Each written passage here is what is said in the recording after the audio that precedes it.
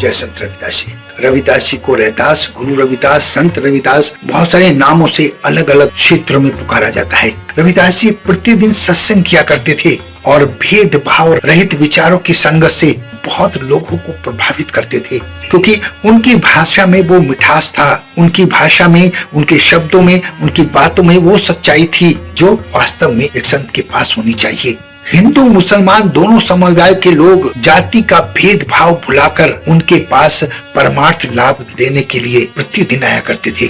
एक दिन की घटना है, एक शेख ने आकर कहा कि हमें भी प्रेम का रंग प्रदान कर दीजिए संत जी। रविदास जी उस वक्त चमड़ा धो रहे थे। उन्होंने पानी लिया और शेख को दे दिया। शेख ने देख लिया था कि ये चमड़े का भीगा हुआ पानी है। उसे ग्लानि हुई और छुपाकर उसने उस पानी को फेंक दिया, लेकिन जब फेंका तो उसके गिरने से पानी के कुछ छींटे उसकी कमीज पर पड़ गए।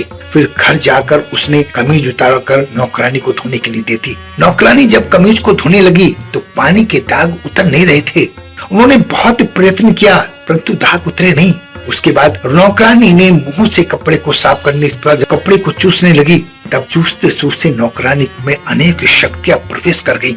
उसे ब्रह्मांड का ज्ञान हो गया। उसमें ऐसा परिवर्तन हुआ कि वो आत्मज्ञानी बन गई। उसके परिवर्तन को देखकर शेख पछताने लगा कि मुझसे ये कैसी भूल हो गई। मैंने रविदास जी के दिए हुए पानी का निरादर कर दिया और उसके छींटे मात्र से ही मेरी नौकरानी इस संसार से तर गई। उस शेख ने पुनः रविदास जी के पास जाने का निर्णय लिया और रविदास जी के पास पहुंचकर उनके चरणों में गिरकर क्षमा याचना की और उनका शिष्य बन गया।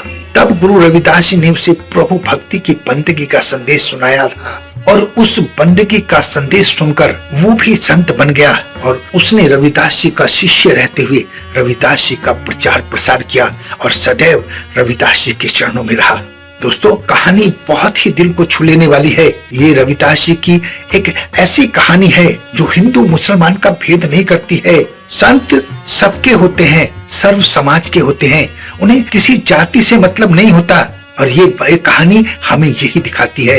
हिंदू हो या मुसलमान, बस अपने गुरु पर विश्वास रखें। गुरु कब क्या करते हैं ये वही जानते हैं, लेकिन करते वही हैं जो उनके शिष्यों के हित में होता है। और रविदास जी तो संत शिरोमणि थे, उच्च कोटि के संत थे, इसीलिए गुरु ग्रंथ साहिब में उनका नाम दर्ज है।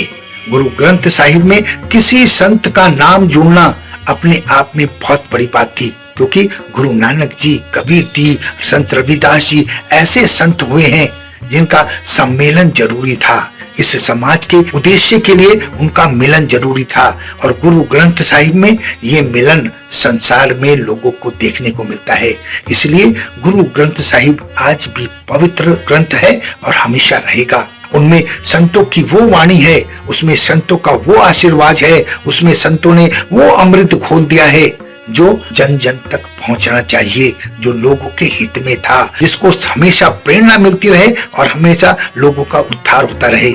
गुरु ग्रंथ साहिब ऐसा ही ग्रंथ है और रविदास जी का नाम, रविदास जी के पद उसमें लिखे गए हैं। ये किसी भी संत के लिए उच्च कोटि का सम्मान था।